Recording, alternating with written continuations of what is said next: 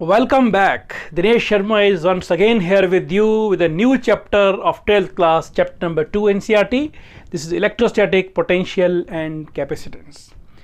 इस चैप्टर में जाने से पहले लेट मी रिमाइंड यू कि जो पिछले चैप्टर के कॉन्सेप्ट थे इलेक्ट्रिक फोर्स, इलेक्ट्रिक फील्ड, वो यहाँ पे यूज़ होंगे. तो यदि किसी को कोई डाउट हो उन टॉपिक्स में तो please revise those topic and then come to this topic. तो आपको इन चीज़ों को समझना बहुत ईजी हो जाएगा. इस चैप्टर में हम क्या पढ़ने जा रहे हैं, तो we are going to study about electrostatic potential energy, then electrostatic potential difference and electrostatic potential, right. और फिर हम डाइलेक्ट्रिक का, कंडक्टर का बिहेवियर इन इलेक्ट्रिक फील्ड देखते हुए ultimately we will shift to the capacitors और कैपेसिटर की बहुत सारी प्रॉब्लम सॉल्व करेंगे और प्रॉब्लम सॉल्विंग के साथ एक यूनिट को ख़त्म करेंगे. So this is our objective in this chapter. So this is the second chapter in the two chapter series of first unit of electrostatics. So let us start with the chapter and we'll start with what is electrostatic potential energy. So we'll take one idea about what is electrostatic potential energy. मान लीजिए मेरे पास ये चौक है और ये चौक को मैं यहाँ से ड्रॉप करता हूँ. Chalk is coming towards ground. Why it is going?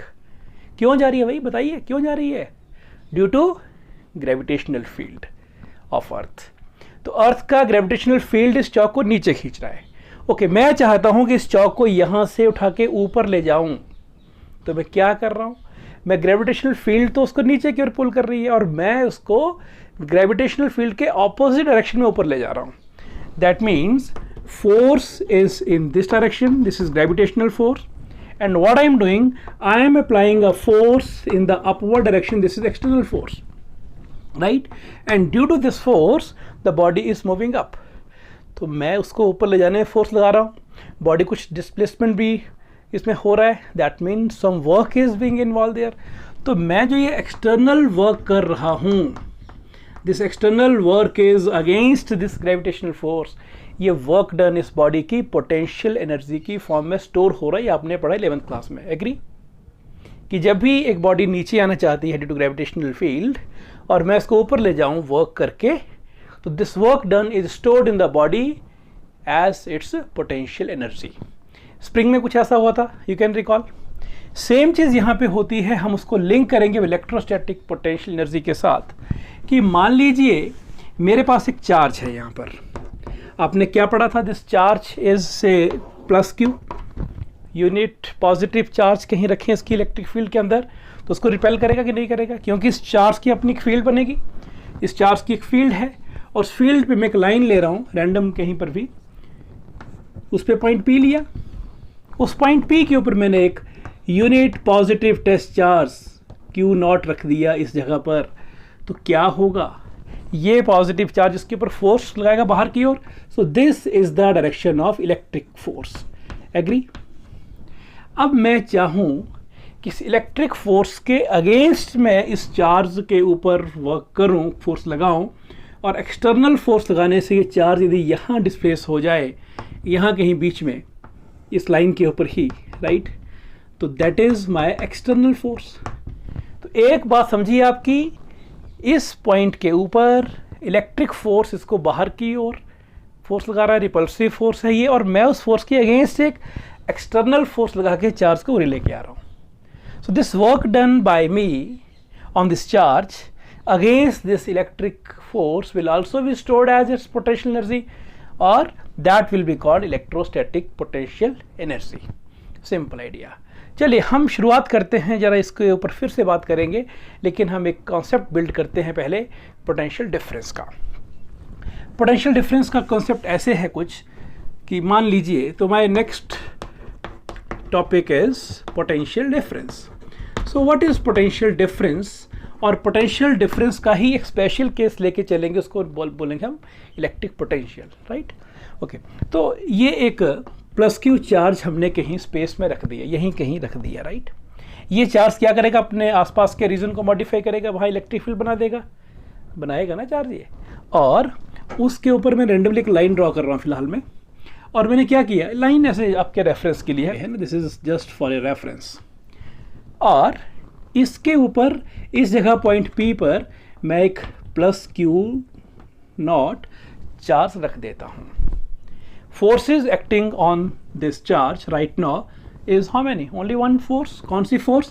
Repulsive force, which is electric force, electrostatic force, जो उसको बाहर की ओर धक्का मार रही है, right? Electric force.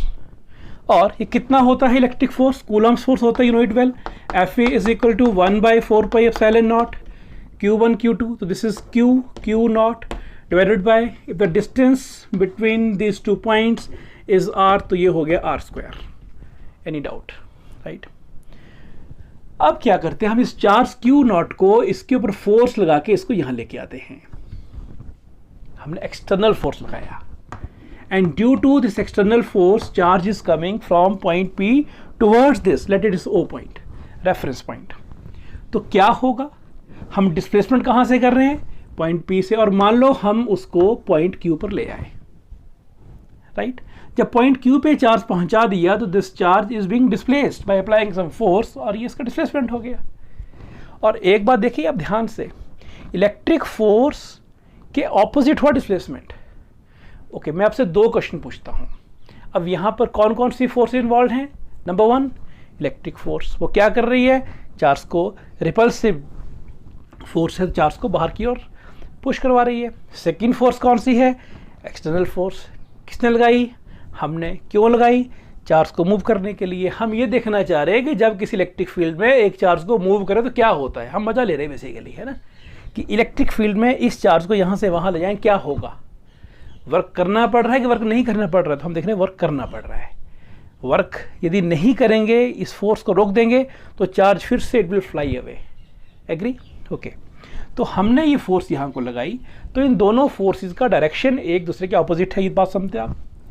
यानी FE मैं बोलूँ कि ये राइट साइड को है, तो बताइए F एक्सटर्नल का डायरेक्शन कहाँ को होगा? वो उसके ऑपोजिट होगी. ऑपोजिट है, राइट? और यहाँ पर जब आपने काम करना है ना, तो 2 एजम्पशन मान के चलना आपने. Assumptions are very important.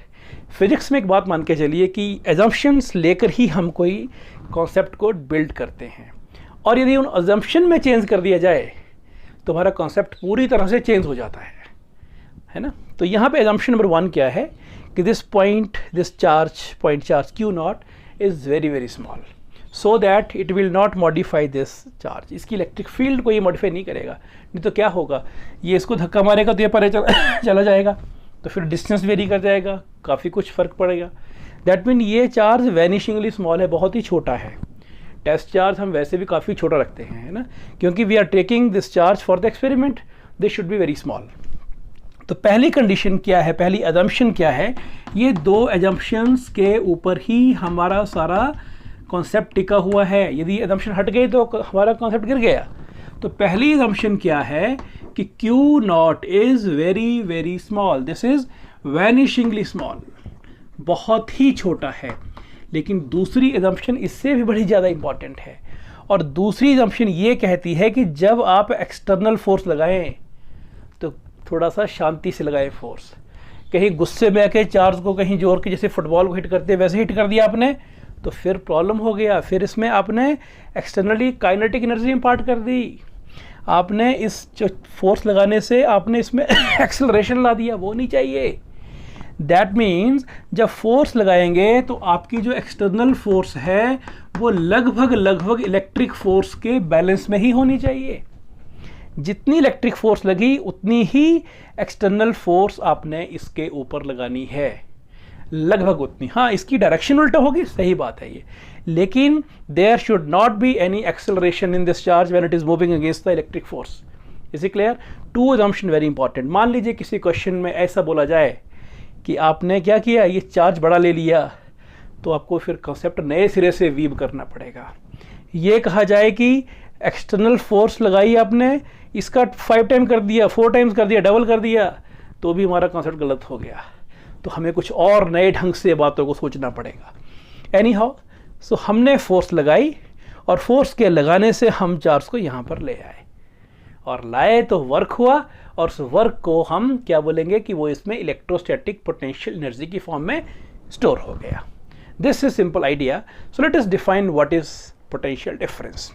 तो पोटेंशियल डिफरेंस बिटवीन 2 पॉइंट्स, अब ये पॉइंट P है और ये पॉइंट Q है. ये पॉइंट Q इसके नज़दीक है, ध्यान रहे बात, और ये पॉइंट दूर है। जितना दूर जाएंगे इलेक्ट्रिक फील्ड कम होती जाती है, पता है तो आपको ना। जैसे आप यहाँ पे कोई चार्ज रखे हैं तो उसके पास में इलेक्ट्रिक फील्ड काफ़ी ज़्यादा होती है। मैं परफ्यूम लगा के खड़ा हूँ, मेरे पास में काफ़ी खुशबू आएगी, जितना दूर जाएंगे खुशबू उड़ती जाएगी।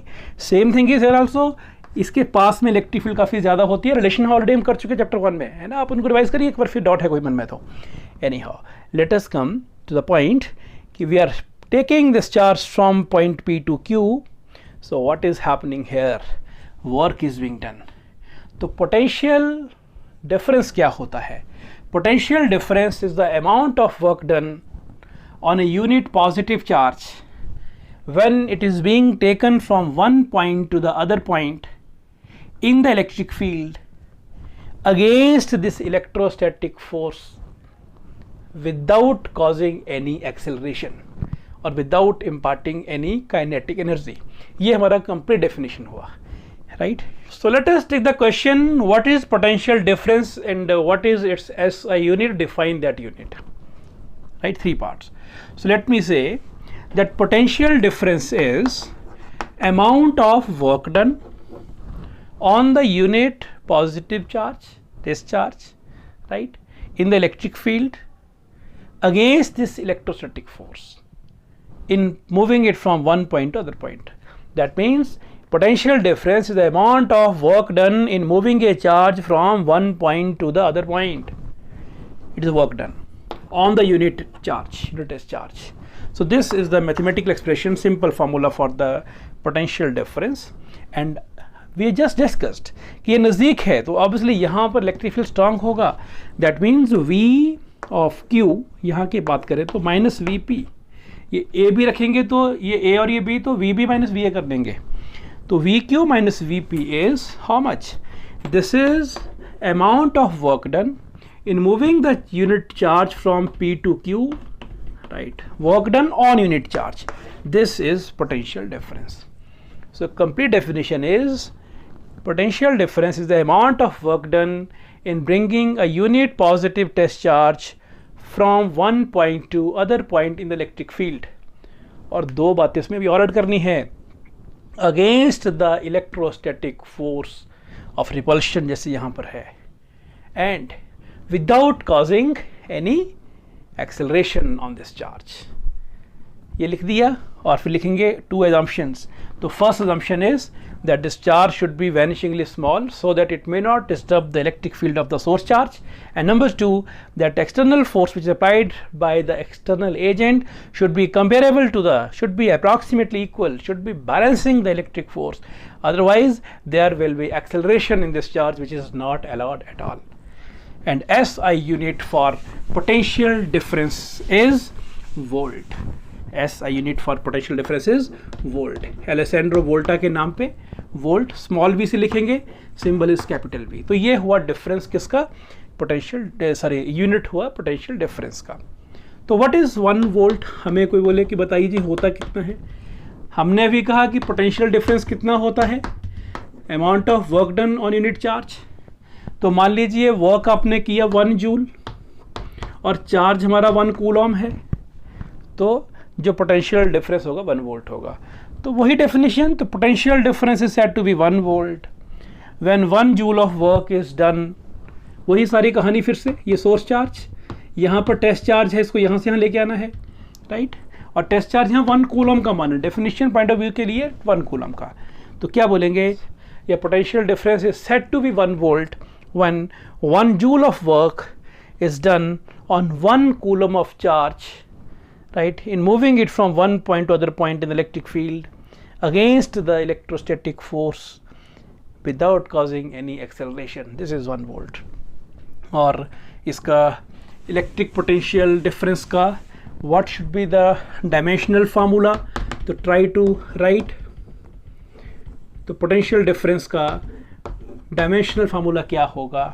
तो यहीं से देख लीजिए, amount of work done on unit charge, work कितना होता है ml2t-2, work charge is 80, so that becomes ml2t goes there -3 and a is -1. So this is the dimensional formula for potential difference. अब बात करते हैं ये हुआ पोटेंशियल डिफरेंस, तो फिर इलेक्ट्रिक पोटेंशियल क्या हुआ फिर? तो इलेक्ट्रिक पोटेंशियल जो होता है ना, ये बेसिकली पोटेंशियल डिफरेंस का ही एक स्पेशल केस है। देखिए ये मेरे पास एक सोर्स चार्ज है, ये अपने आसपास ये क्यू लिया पॉइंट ओ पर रखा है, ये काफ़ी एरिया में अपना इलेक्ट्रिक फील्ड सेटअप कर रहा है, और जितना दूर जाएंगे फील्ड कम होती जाएगी। किसी बहुत ही दूर पॉइंट पे जाके इन्फिनिटी पे जाकर मैं कहता हूँ कि ये फील्ड लगभग ज़ीरो हो जाएगी। यानी एक पॉइंट ऐसा जरूर आएगा, same is here in the gravitational field. आप अर्थ की बात करें, आसपास ग्रेविटेशनल फील्ड है, एक पॉइंट ऐसा आता है वहाँ पर ग्रेविटेशनल फील्ड नहीं है, वहाँ पे that become zero, that gradually decreases. तो यहाँ पर भी एक पॉइंट पे जाकर इलेक्ट्रिक फील्ड ज़ीरो हो गया, और जब ये इलेक्ट्रिक फील्ड ज़ीरो हुआ तो वहाँ से या उसके आगे से एक चार्ज लेकर आइए किसी पॉइंट के ऊपर जो ऑलरेडी हमारी इलेक्ट्रिक फील्ड के अंदर है। तो यहाँ पर चार्ज कहाँ चला रहे हैं? इन्फिनिटी से कहाँ को ला रहे हैं? एक पॉइंट, वो पॉइंट कहाँ पर है? इससे मान लो r डिस्टेंस पे इन द फील्ड। तो this work done is called electric potential. तो पोटेंशियल डिफरेंस में दोनों पॉइंट जहाँ से ला रहे हैं और जहाँ को ला रहे हैं वो विद इन द फील्ड होते हैं, और इलेक्ट्रिक पोटेंशियल में एक पॉइंट हमने बाहर ले लिया, राइट।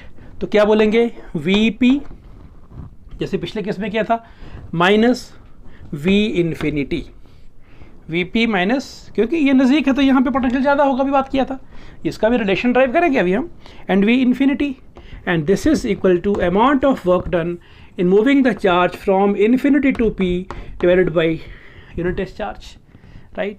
Definition क्या दी जाए? Electric potential or electrostatic potential is defined as the amount of work done in bringing a unit positive test charge. ये भी unit positive test charge ही है, unit positive test charge from infinity to a point in the electric field against the electrostatic force। क्योंकि यहाँ पर भी जब charge ला रहे हैं ना आप, तो जैसे आप फील्ड में एंटर किए थे तो उस चार्ज के ऊपर बाहर की ओर एक फोर्स लगना शुरू हो गया था, आपका चैलेंज बढ़ गया था, और आपने उस रिपल्सिव फोर्स के अगेंस्ट काम करके चार्ज को लाए आप, तो काफ़ी आपको मेहनत करनी पड़ी। That mean the amount of work done in bringing that charge unit positive test charge against the electric field, right, from infinity to this point and without causing any acceleration, this is called electric और electrostatic potential. And दूसरी बात, इसका भी SI unit वही होता है, volt, वही dimensional formula है, और वही सब कुछ जो हमने पिछले में किया पोटेंशियल डिफरेंस में, सेम थिंग हो गया। सो this was the basic idea about electrostatic potential energy, electrostatic potential and potential difference. I hope idea is clear. तो एक बात यह जरूर ध्यान रखनी है फिर से कि इस कॉन्सेप्ट को बिल्ड करने में हमने दो बातें रखी हैं ध्यान में, कि ये चार्ज बहुत ही छोटा है, और जब ये फोर्स लगाई, कौन सी फोर्स? एक्सटर्नल फोर्स, तो ये फोर्स लगभग बराबर थी इलेक्ट्रिक फोर्स के, और इनका डायरेक्शन की बात की जाए तो क्या थी? वो उसके उल्टा थी। जहाँ को इलेक्ट्रिक फोर्स लगी, ये भी पॉजिटिव है, तो उसके ऑपोजिट लग रहा है। तो यदि फ्यूचर में मुझे कहीं पर एक्सटर्नल फोर्स के लिए मैथमेटिकल एक्सप्रेशन की जरूरत पड़े, तो व्हाट आई शुड डू? मैं इलेक्ट्रिक फोर्स के एक्सप्रेशन के आगे ही माइनस साइन लगा लूँगा, तो वो एक्सटर्नल फोर्स मुझे मिल जाएगी। क्यों? क्योंकि हमने क्या बोला अभी, दोनों का magnitude is same, only difference is कि मान लीजिए इलेक्ट्रिक फोर्स बाहर की तरफ है, तो मेरी जो एक्सटर्नल फोर्स लग रही है वो मैं अंदर की तरफ लगा रहा हूँ, ठीक है। तो ये कॉन्सेप्ट को हमने ऐसे ऐसे बिल्ड किया। अभी हम चलेंगे कि किसी एक पॉइंट के ऊपर पोटेंशियल कितना होता है, उसका फार्मूला जरा उसको डिराइव किया जाए। So let us go towards that now let us derive a formula for electric potential at A point. Electric potential at A point. अब देखिए किसी पॉइंट के ऊपर इलेक्ट्रिक पोटेंशियल कितना होगा, उसका फार्मूला क्या होता है। So this is the first expression in this chapter. Let us start. Consider we are having a source charge Q मान लेते हैं, राइट, और इस सोर्स चार्ज Q से R डिस्टेंस के ऊपर let us take a point P, इसको reference के लिए पॉइंट O मान लेते हैं, this is point P sorry, and let us find that what is the potential at this point, electric potential at this point. This is the question. क्या किया जाए? हम एक काम करते हैं, पोटेंशियल डिफरेंस की बजाय इसको हम, क्योंकि पोटेंशियल का है तो हम इन्फिनिटी से ही चार्ज को लेकर आते हैं, तो इस लाइन को एक्सटेंड किया जाए राइट। और इन्फिनिटी से, इन्फिनिटी कौन है, जहाँ पर इसकी इलेक्ट्रिक फील्ड बिल्कुल आगे जाके ख़त्म होती जा रही है, ज़ीरो हो गई, तो वहाँ कहीं से एक टेस्ट चार्ज उठाया और इस टेस्ट चार्ज को यहाँ लेकर आना है। This is unit positive test charge Q naught. How much work is done, this formula is to be derived. तो इंटीग्रेशन मेथड से करते हैं फार्मूला को। मान लीजिए रास्ते में कहीं इंटरमीडिएट पॉइंट लेते हैं, बीच में हम कोई A, और A से हम इसको B पर लेके आते हैं, है ना। फिर क्या करेंगे, उसको हम ओवर द होल पाथ यहाँ से यहाँ तक हम इंटीग्रेट कर लेंगे। ला कहाँ से रहे हम, यहाँ से किस दूरी तक, इन्फिनिटी से। This is being brought from infinity to, कहाँ को ला रहे हैं, इस पॉइंट को। ये दूरी कितना है इसका, R। That mean we want to bring this test charge from infinity, distance ले रहे हैं यहाँ से, ओरिजिन से, रेफरेंस पॉइंट से, तो bringing from infinity to this distance, ये R है।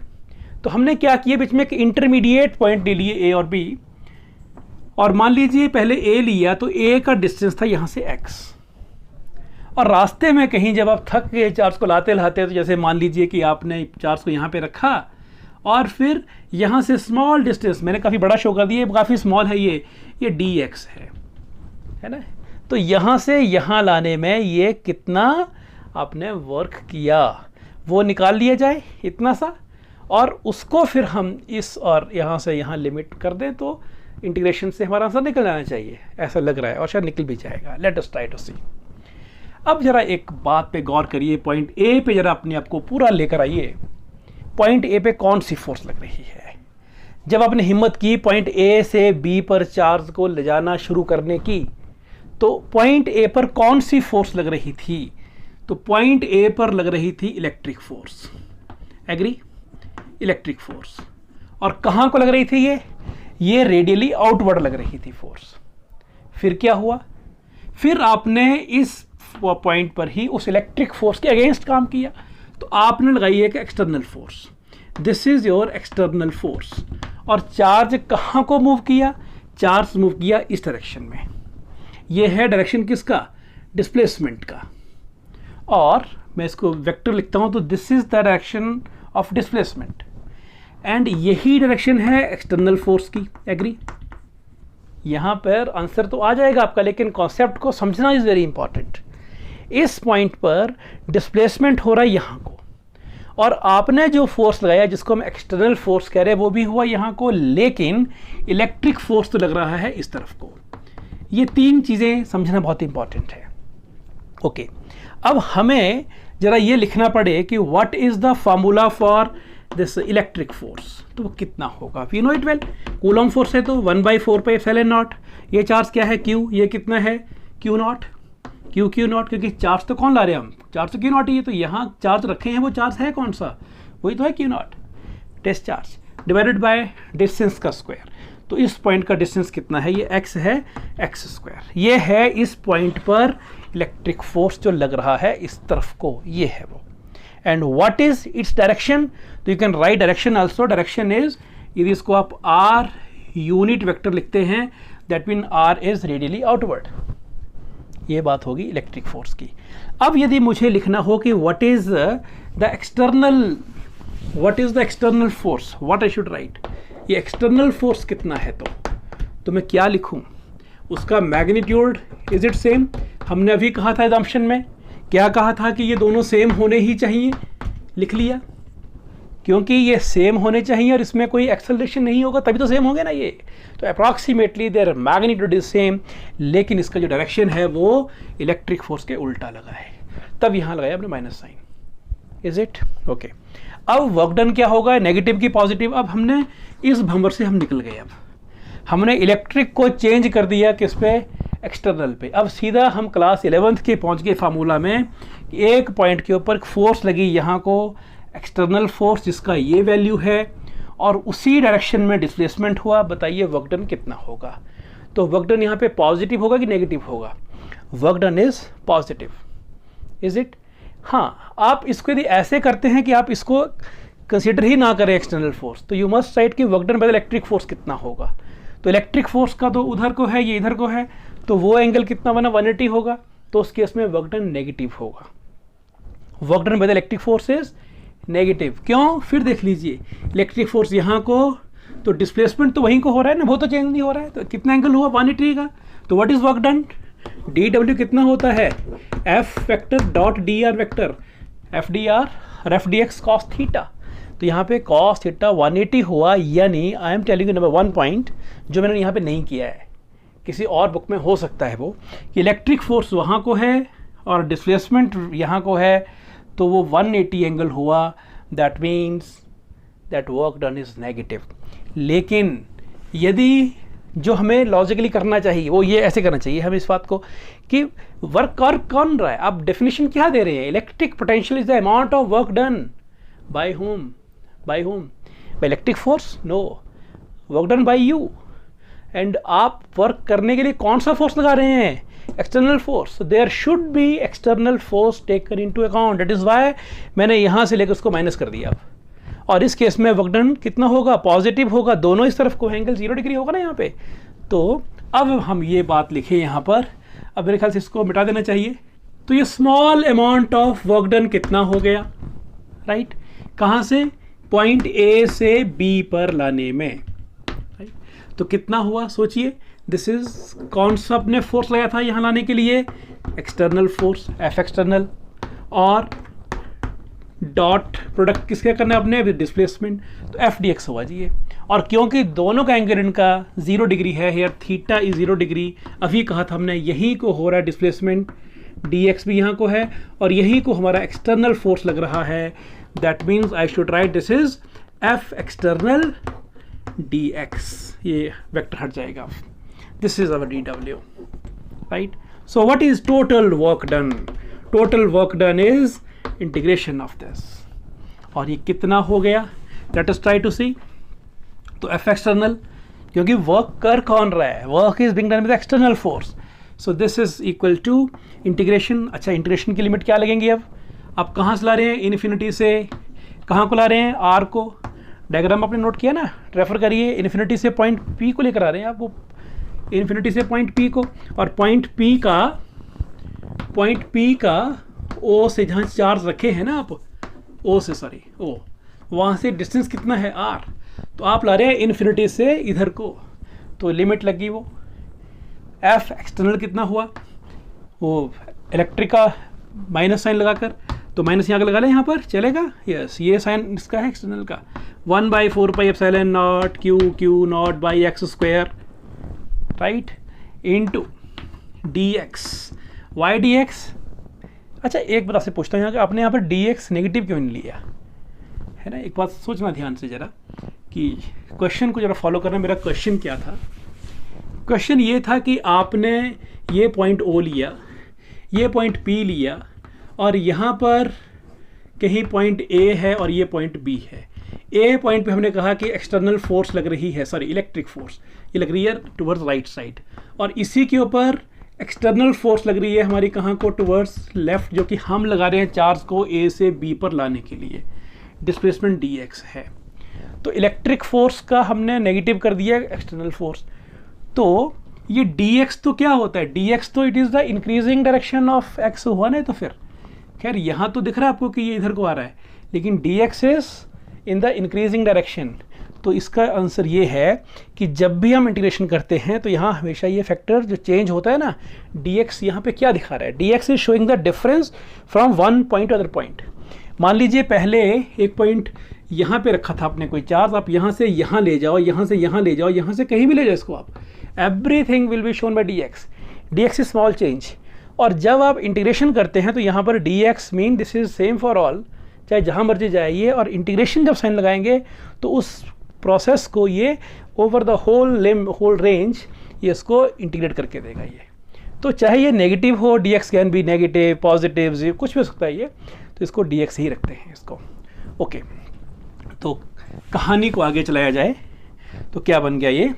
Total amount of work done is equal to, क्योंकि यही वर्क डन उस चार्ज की पोटेंशियल एनर्जी के फॉर्म में स्टोर होने वाला है, तो negative, this is infinity to r and this is, अच्छा काम करते हैं, ये क्यू नॉट भी बाहर ले आते हैं, 4 पाई एप्सिलॉन नॉट भी बाहर ले आते हैं, and we are left with infinity to r, and this is 1 by x square d x.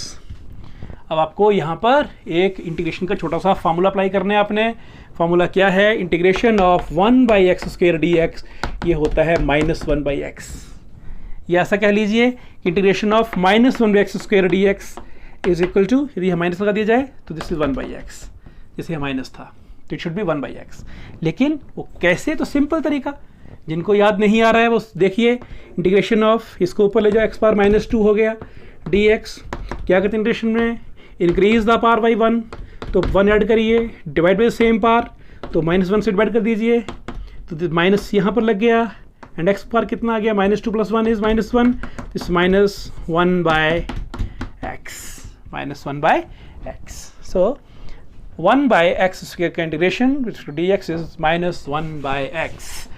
तो ये हमारा आ गया जी answer, -q(q0/4πε0) and this is minus, तो ये माइनस में प्लस कर दें, ये चलो एक बार लिख लीजिए यहाँ पर -1 बाई एक्स, ताकि याद रहे आपको, this is infinity to r. And next step में ये प्लस हो गया, q(q0/4πε0) क्या होता है? एक बार अपर लिमिट, एक बार लोअर लिमिट, तो 1 by r -1 by infinity, and that becomes what?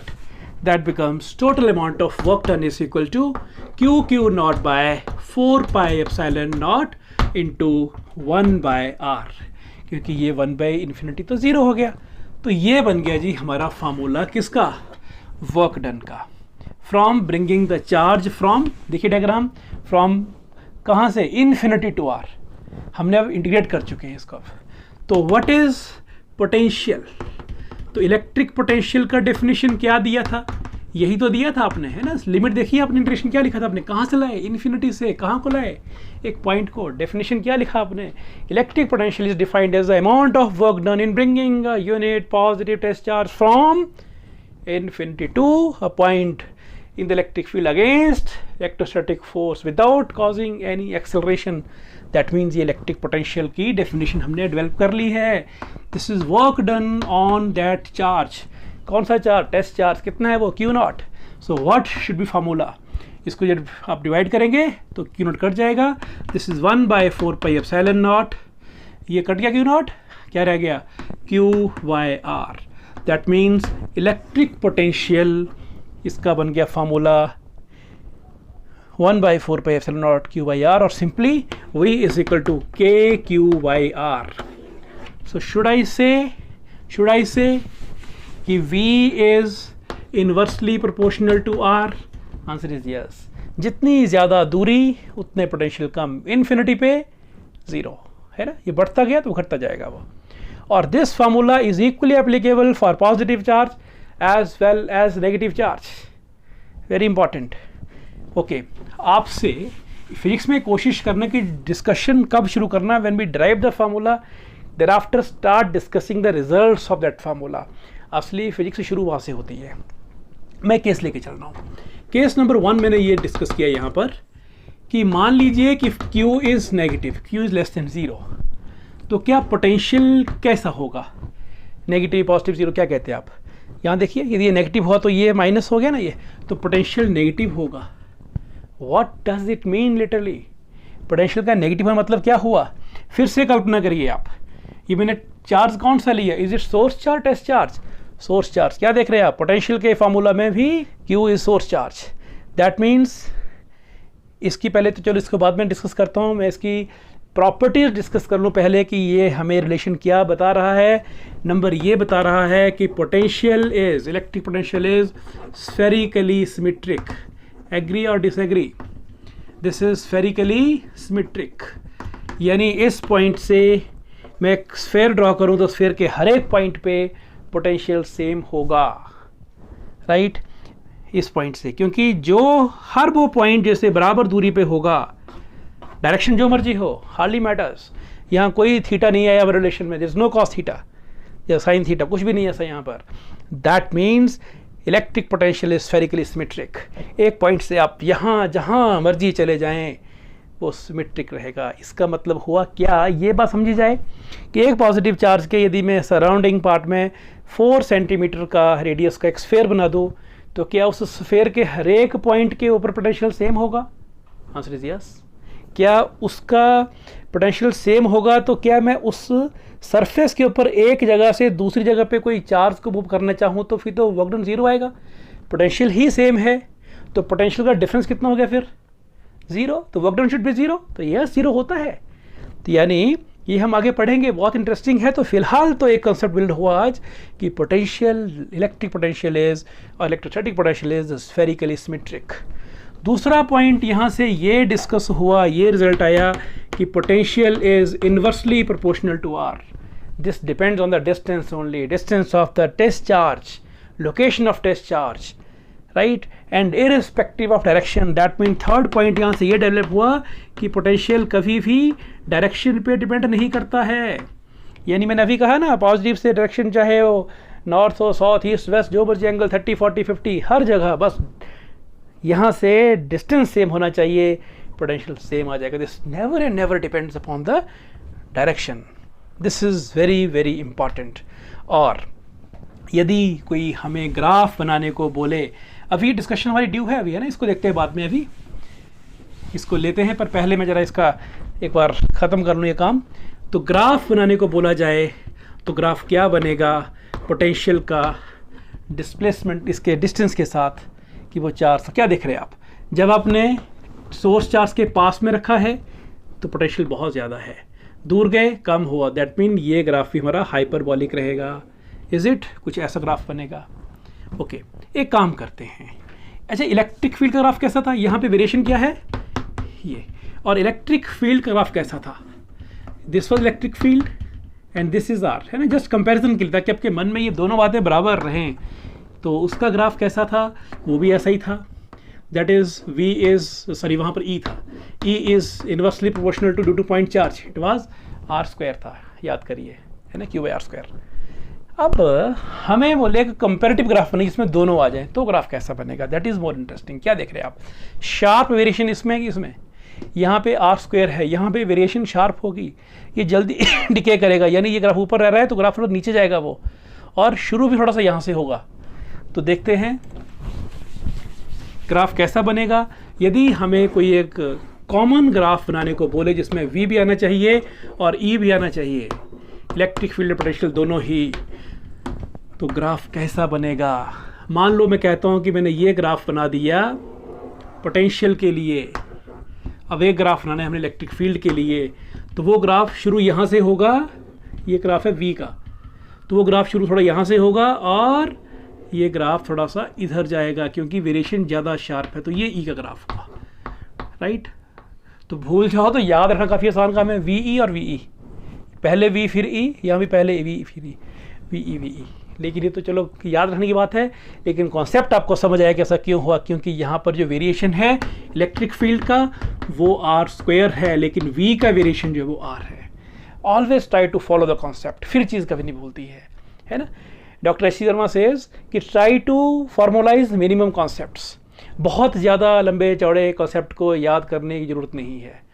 Try to take minimum concept और उनको फिर मास्टर करके उन्हीं से बाकी कॉन्सेप्ट को डेवलप करिए ना। Don't cram too many things cram करनी है, फिजिक्स में करनी पड़ेगी आपको, पर ऐसा नहीं हो कि वो इतना ज़्यादा वो उसका जंजाल बन जाए कि अब भूल ही जाए कि कौन चीज़ कहाँ पे कैसे थी।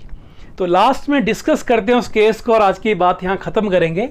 तो केस हमने क्या लिया था? केस ये लिया था कि जो चार्ज था वो चार्ज क्या ले लिया? सोर्स चार्ज नेगेटिव, ओके, और उससे R डिस्टेंस पे वो पॉइंट P था, राइट, या X पे वो पॉइंट A था, जो भी लेना ले लीजिए आप। चलो अभी R लेते हैं। R पे पॉइंट P है जहाँ पर टेस्ट चार्ज रखा है Q0। What is the formula? V is equal to KQ/R। अभी ड्राइव किया था हमने, ये कहा कि जब यहाँ पर Q नेगेटिव होगा, this formula is applicable for all the charges. Q negative था, हमने ये लिखा था Q is less than 0, negative है तो पोटेंशियल भी नेगेटिव होगा, that mean potential is always this also less than 0। अब इसकी बात करते हैं कि ऐसा क्या हो रहा है और ऐसा क्यों, नेगेटिव पोटेंशियल का मतलब क्या हुआ। एक बात सोचिए, यदि यहाँ पर नेगेटिव चार्ज है और यहाँ पर पॉजिटिव चार्ज है, टेस्ट चार्ज, तो फोर्स कौन सी हुई यहाँ पर? रिपल्सिव और अट्रैक्टिव। बताइए कौन सी हुई? Yes, this is attractive force. Force हुई यहाँ को, एग्री। ये कौन सी फोर्स है? External, electric. ये अपनी आपकी फोर्स सिस्टम की, this is the electric force. Electric force यहाँ पे इन्वर्ट हुई और आप मूव जो कर रहे हैं तो वो मूव कहाँ को हो रहा है, वो मूव भी चार्ज यहीं को हो रहा है ना, you are bringing it from infinity to this point, right.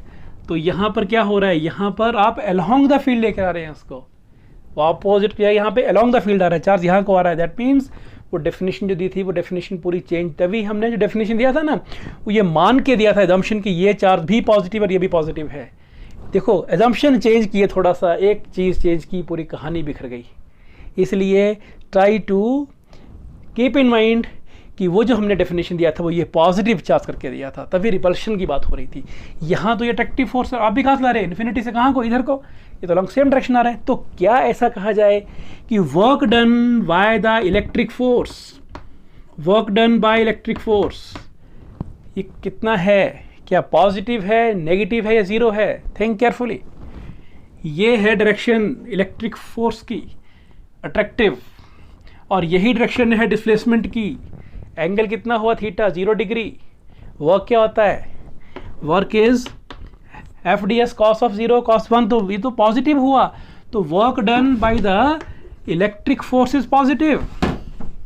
अच्छा जी, इसका मतलब यदि work done by the electric force positive हुआ तो क्या work done by the electric force, sorry work done by the external force क्या नेगेटिव होगा? Yes. तो वो इसलिए नेगेटिव हुआ क्योंकि ये पॉजिटिव था, तो इसलिए work done by the external force यहाँ पे क्या होगा, नेगेटिव होगा। और वही तो डेफिनेशन थी पोटेंशियल की, कि potential is the amount of work done. कौन सा work done, electric? No, external.